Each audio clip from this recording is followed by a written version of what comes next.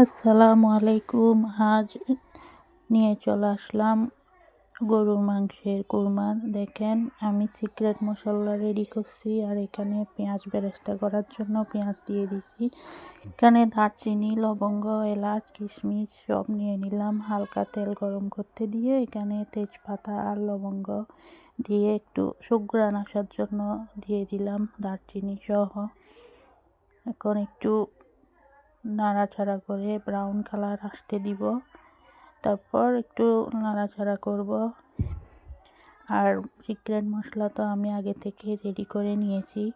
আর এখানে আদা, রসুন, পেঁয়াজ এগুলো পেস্ট করে দিয়ে দিলাম তেলের মধ্যে। তারপর সিক্রেট মশলাটা ঢেলে দিলাম। এখন কষাতে থাকবো যতক্ষণ না তেল উপরে ভেসে ওঠে। তো আস্তে আস্তে কষাইতে হবে যেন তেল উপরে ভেসে উঠে মশলাটা ভালো করে কষানো হয়। এই যে দেখেন, কষানো হয়ে গেল। তারপর গরুর মাংস নিয়ে নিয়েছি, এখানে আমি 500 গ্রাম সব দিয়ে দিলাম। এখন নাড়াচাড়া করব।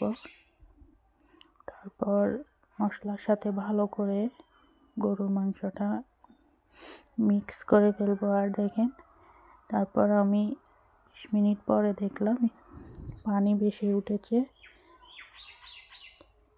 আপনারাও এরকম 20 মিনিট রেখে দিবেন ঢাকনা দিয়ে। তারপর দেখবেন এর থেকে পানি বের হয়েছে। এটা দিয়ে কষাইতে হয়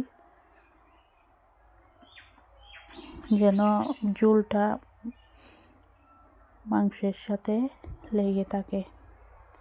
একদম ভালো করে কষাতে হবে। তারপর আমি 10 মিনিট পরে এর কাঁচামরিচ দিয়েছি, কারণ কাঁচামরিচের ফ্লেভারটা অনেক সুস্বাদু হয়। তারপর আমি এখানে পেঁয়াজ বেরেস্তা দিয়ে দিলাম, আগে করে রেখা পেঁয়াজ বেরেস্তা। এরপর আবার ঢাকনা দিয়ে 20 মিনিটের জন্য রেখে দিব যেন সব কিছু একসাথে মিশে যায়, চুলটা যেন একটু গ্রেভি গ্রেভি হয়। এই জন্য এই যে ঢাকনা দিয়ে রেখে দিলাম।